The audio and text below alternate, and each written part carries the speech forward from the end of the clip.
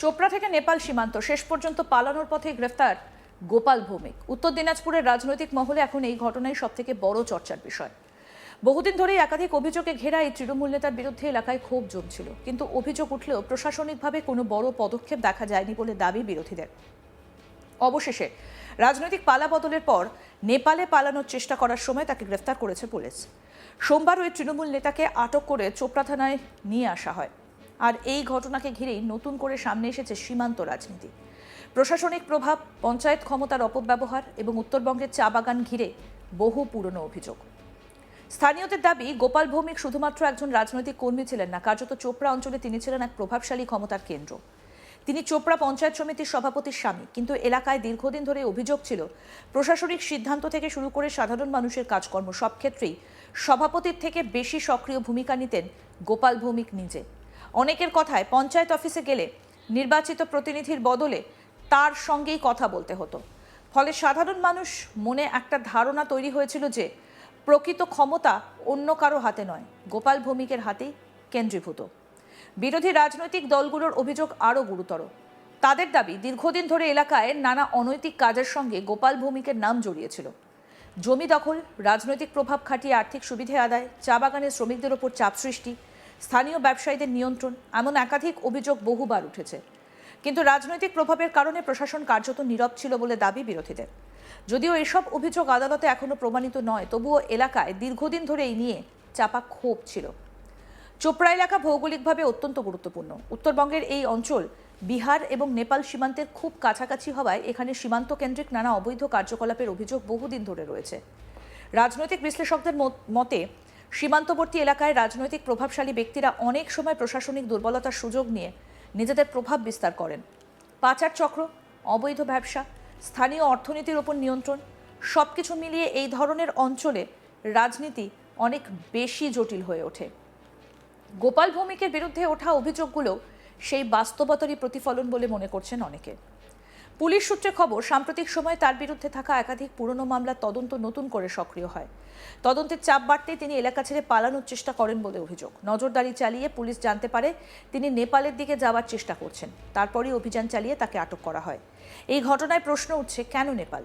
সীমান্ত অঞ্চলে দীর্ঘদিন ধরে কাজ করা পুলিশ আধিকারিকদের মতে অভিযুক্তদের অনেকেই অতীতে নেপালকে নিরাপদ আশ্রয় হিসেবে ব্যবহার করার চেষ্টা করেছে, কারণ সীমান্তের বহু জায়গায় নজরদারি তুলনামূলক দুর্বল এবং দ্রুত গা ঢাকা দেওয়ার সুযোগ থাকে। ফলে পুলিশের এই গ্রেপ্তারিকে প্রশাসনিক দিক থেকে বড় সাফল্য হিসেবেই দেখা হচ্ছে।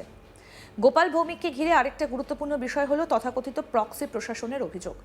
বাংলার বিভিন্ন প্রান্তে অতীতে বহুবার অভিযোগ উঠেছে যে পঞ্চায়েত স্তরে মহিলা প্রতিনিধিরা নির্বাচিত হলেও বাস্তবে ক্ষমতা পরিচালনা করেন পরিবারের পুরুষ সদস্যরা। রাজনৈতিক ভাষায় যাকে অনেকে প্রধানপতি সংস্কৃতি বলেন।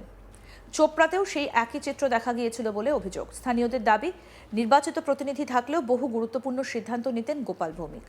প্রশাসনিক আধিকারিকদের ওপরেও তার প্রভাব ছিল বলে অভিযোগ উঠেছে।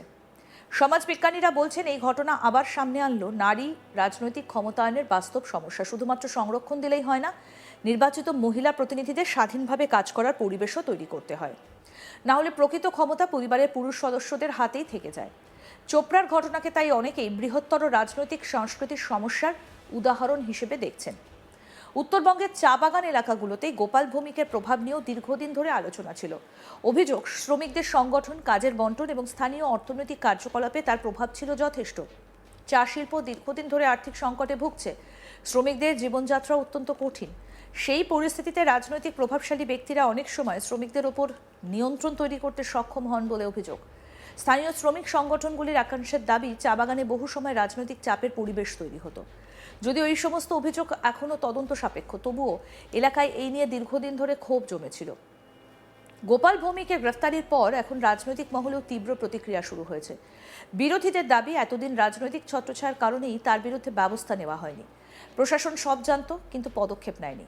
এখন রাজনৈতিক পরিস্থিতি বদলানোর পর তদন্ত সক্রিয় হয়েছে। যদিও তৃণমূলের একাংশ এই ঘটনাকে ব্যক্তিগত আইনি বিষয় হিসেবেই দেখাতে চাইছে। দলের বক্তব্য, কেউ অভিযুক্ত হলেই তা দলের অবস্থান নয়, আইন আইনের পথে চলবে।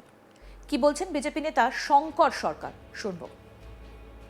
পুলিশকে ধন্যবাদ জানাই যে মনে হচ্ছে সবার প্রথমে যে আজকে প্রথমবার চোপড়া ব্লকের পুলিশ ভালো কাজ করেছে। এভাবে ভালো কাজ করতে থাকলে সাধুবাদ জানাই। কুখ্যাত ভূমাফিয়া গোপাল ভৌমিক এবং কি আরও অনেকে রয়েছে। তার সাথে রয়েছে আকবর আলী, এরা দুটোই কিন্তু মার্ডার কেসে আসামি। আকরামুল হক এবং কি দারাজুল এবং জিয়ারুল, আরও অনেকেই রয়েছে যেগুলো আমরা নাম পাঠাবো। জেসিবি, বড় বড় কুখ্যাত মার্ডারের আসামি, তারা এখনও দিবালোকে প্রকাশ্যে ঘুরছে। আমি প্রশাসনকে বলবো যে আপনারা নিরপেক্ষ বিচার করবেন। সে আমার নিজের লোক হোক, আমার নিজের ফ্যামিলির হোক, বা আমাদের বিজেপির কার্যকর্তা হোক, যে অন্যায় করবে আইন তাকে সাজা দিবে। আইন সবার জন্য সমান। তাই আমি প্রশাসনকে জানাচ্ছি ধন্যবাদ যে আজকে ওনারা যেই মাফিয়াকে ধরেছে, মাফিয়া যাতে ছুটতে না পারে, মাফিয়া যে অন্যায় করেছে, মার্ডার করেছে, সঠিক বিচার যাতে জনগণ পায়। দেখুন প্রশাসন, বললাম তো, মনে হচ্ছে প্রথমবার রাজনীতি হিংসা চোপড়া বলে একটা হিস্ট্রি রয়েছে, এই প্রথমবার মনে হলো যে কাউকে অ্যারেস্ট করলো এবার। এর আগে পুলিশ কখনো এই ধরনের মাফিয়া গুন্ডাদের অ্যারেস্ট করতে পারেনি। জনসাধারণের উদ্দেশ্যে কি বার্তা রাখবেন? জনসাধারণের উদ্দেশ্যে আমি বার্তা দিব যে এখানে আইনের শাসন থাকবে, আপনারা ঘাবড়িয়ে যাবেন না। ভারতীয় জনতা পার্টি আপনাদের পিছনে আছে। চাইবো যে এরিয়াটা শান্ত থাকুক, এই ধরনের কুখ্যাত আসামিরা আরও গ্রেপ্তার হবে। আর তারা যদি গ্রেপ্তার না হয় তাহলে ইউবি মডেলে প্রশাসনের মাধ্যমে এনকাউন্টার হবে। প্রশাসন যা যা ব্যবস্থা, প্রশাসনকে ফ্রি হ্যান্ড দেওয়া হয়েছে, প্রশাসন এনকাউন্টার করবে। অবশ্যই রাজ্যে সুশাসন প্রতিষ্ঠা হলো, আগামী দিনে আরও ভালো হবে। যত দিন গড়াবে তত এই ধরনের মাফিয়া ক্রিমিনাল অবশ্যই তারা সারেন্ডার করবে। আর সারেন্ডার না করলে আমাদের এখন মুখ্যমন্ত্রী বলেছেন নালে খরচ হয়ে যাবে। তবে রাজনৈতিক পর্যবেক্ষকদের মতে এই ঘটনা উত্তরবঙ্গের রাজনীতিতে বড় প্রভাব ফেলতে পারে।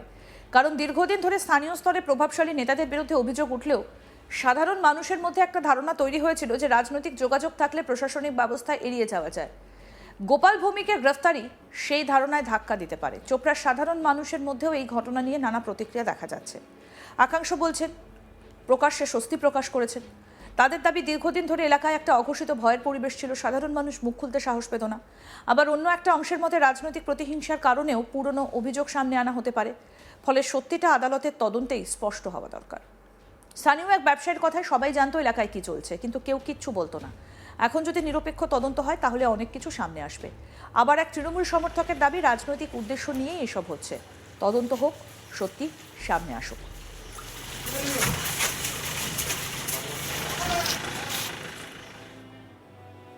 আরও আপডেট পেতে দেখতে থাকুন আজ তাক বাংলা, সাবস্ক্রাইব করুন।